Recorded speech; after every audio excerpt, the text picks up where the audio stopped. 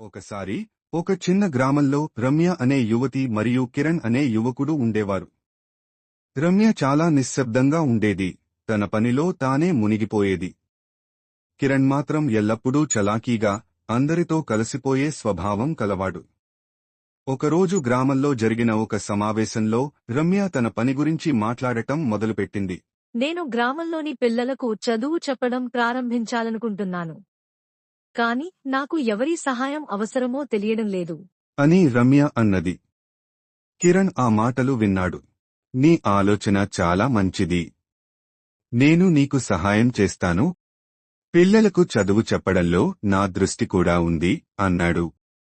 రమ్య కొంచెం సందేహంగా అడిగింది. నిజమేనా?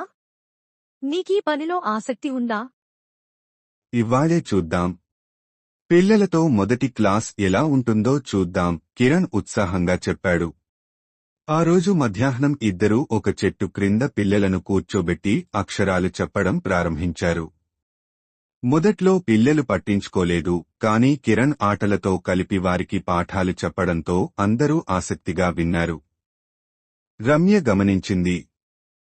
నీ దగ్గర ఉన్న ఈ ఉత్సాహం పిల్లలను ఆకర్షించింది. నిన్ను చూసి నేను కూడా నేర్చుకుంటున్నాను. నువ్వు చెప్పే పాఠాలు వారికి బాగా అర్థం అవుతాయి. ఇద్దరం కలిసి చేస్తే ఇంకా బాగుంటుంది అన్నాడు కిరణ్.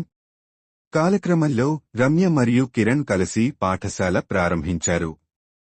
వారి కలయిక వల్ల పిల్లలు మంచి జ్ఞానం పొందారు.